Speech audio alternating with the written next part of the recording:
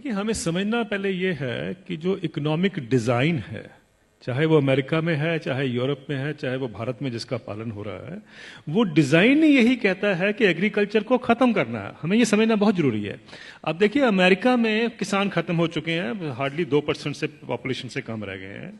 Europe में हर minute में एक किसान खेती छोड़कर जा रहा है, और भारत में और चाइना में या डेवलपिंग कंट्रीज में अब सारा जोर है। अभी आपको याद होगा, रघुराम राजन साहब भी खुद कहते थे कि सबसे बड़ा रिफॉर्म भारत में तब होगा जब हम खेती से लोगों को निकालकर शहर में ला सकते हैं, क्योंकि शहर में दिहाड़ी मजदूर की जरूरत है।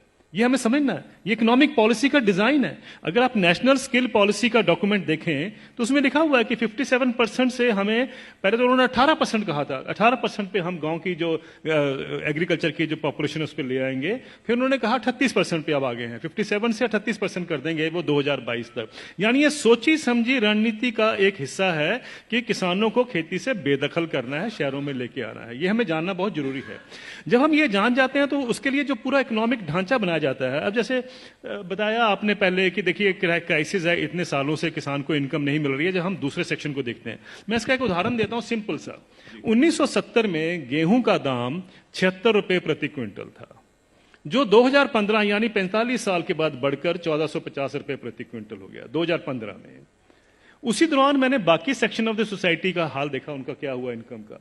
मैं सिर्फ बेसिक पे और डीए ले रहा हूं। उसी दौरान में 45 साल के पीरियड में सरकारी मुलाजिम की जो बेसिक पे और डीए है वो 120 से 150 गुना बढ़ गया, और जो स्कूल टीचर्स की जो तनख्वाह बढ़ी है उस दौरान में वो 280 से 320 गुना बढ़ गई।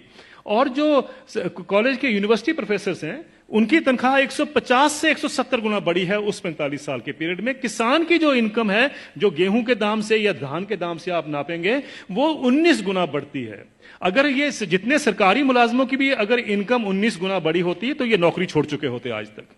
प्रॉब्लम यह है कि किसान का हक क्या बनता है। अगर हम 45 साल के बाद जब उसको 1450 रुपए मिले थे, अगर मैं 100 गुना भी उसकी इनकम बाकी इनकम पैरिटी के नॉर्म से चलता हूं, तो उनकी इनकम जो है या उनका मिनिमम सपोर्ट प्राइस जो है वो 7,600 रुपए प्रति क्विंटल बनता था।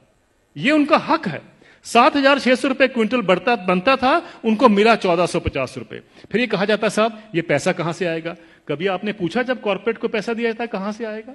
कभी आपने पूछा 7वां वेतन आयोग का पैसा कहां से आएगा? 7वां वेतन आयोग जब सारे देश में फैलाया जाएगा, अभी तो सिर्फ सेंट्रल गवर्नमेंट का है, तो क्रेडिट स्विस बैंक की स्टडी कहती है 4,80,000 करोड़ रुपए हर साल एडिशनल खर्चा होगा।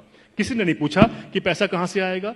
किसी ने नहीं कहा कि फिस्कल डेफिसिट बढ़ जाएगा। आप किसान को 2 लाख रुपए दे दीजिए, 2 लाख करोड़ रुपए अनाउंस कर दीजिए साल का देंगे, हाहाकार मच जाएगा इस देश में। अरे ये पैसा व्यर्थ जा रहा है, ये लोग डिजर्व नहीं करते हैं, ये सारा कुछ होगा, फिस्कल डेफिसिट बढ़ जाएगा। लेकिन इंप्लॉइज के लिए किसी ने कहा फिस्कल डेफिसिट बढ़ जाएगा? ये सारी इकोनॉमिक नीतियां हमें जानने की जरूरत है। ये किस तरीके से डिजाइन बनाया गया है कि किसान को हम गरीब का गरीब ही रखें, और ये पॉलिसी कितने दशकों से चलती आ रही है, सब सरकारें इसमें सम्मिलित हैं। अब आपका जो सवाल था कि ये क्या कारण है, इसका कोई बीच का रास्ता भी हो सकता है। बीच का रास्ता हम क्या ढूंढते हैं, मुझे एक छोटी सी बात बता दीजिए।